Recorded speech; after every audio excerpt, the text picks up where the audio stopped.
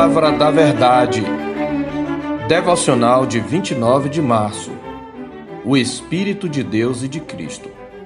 Vós, porém, não estáis na carne, mas no Espírito, se de fato o Espírito de Deus habita em vós.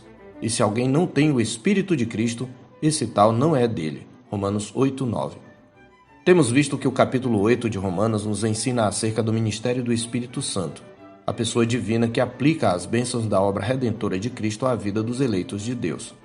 Aprendemos que ele é chamado de Espírito da vida, primeiro porque é ele quem implanta a vida no coração do pecador morto, concedendo-lhe uma salvadora compreensão do Evangelho de Cristo e capacitando-o a responder a esse Evangelho pela conversão ao Senhor Jesus.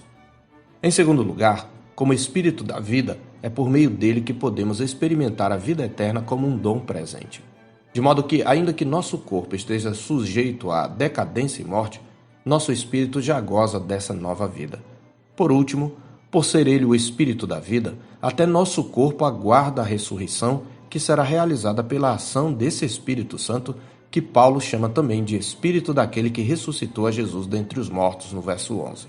Mas no texto da nossa meditação de hoje, o Espírito Santo também é chamado de Espírito de Deus e Espírito de Cristo. Antes de tudo, Paulo está enfatizando a divindade do Espírito Santo. Ele é Deus. E como Deus Todo-Poderoso, ele nos capacita a viver uma vida que agrade ao Pai Celestial. Paulo destaca em nosso texto que, porque estamos no Espírito e não na carne, não somos mais dominados pela carne, que é nossa natureza pecaminosa. Embora o pecado ainda habite no crente, não é mais a força dominante do seu caráter. Somente Deus pode nos capacitar a vencer a força do pecado e as tentações do maligno.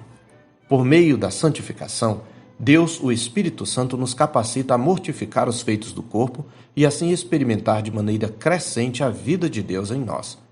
Em segundo lugar, ao habitar em nós, sendo Deus, o Espírito Santo faz de nós seu santuário.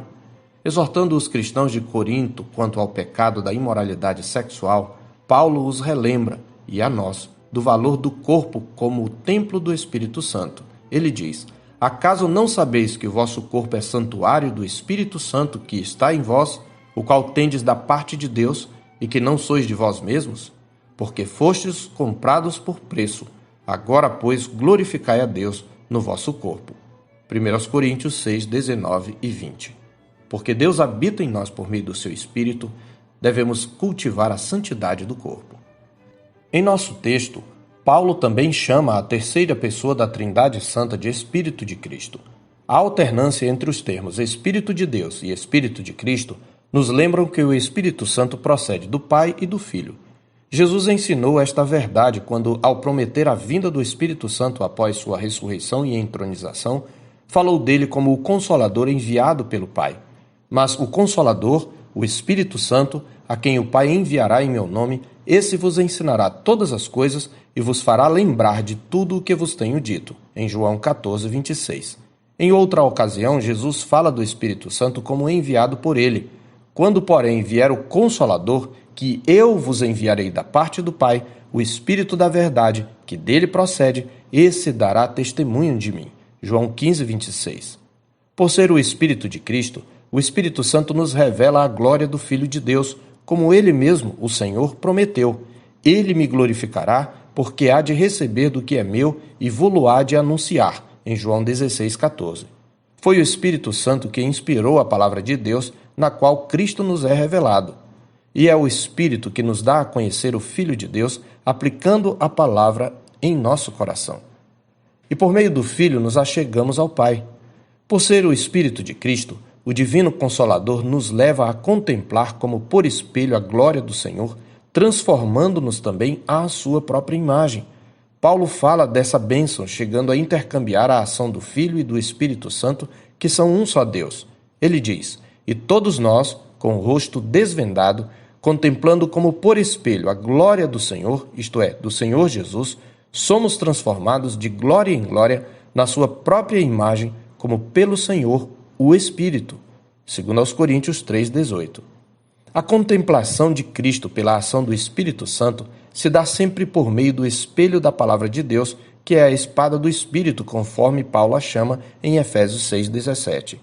Por ser o Espírito de Deus e de Cristo, É somente pela habitação do Espírito Santo que nos tornamos morada do Deus Trino, como Jesus também prometeu em João 14:23. Se alguém me ama, guardará a minha palavra, e meu Pai o amará, e viremos para ele e faremos nele morada. Você pode dizer que tem o Espírito de Deus? Se sim, como você tem cultivado essa vida no Espírito?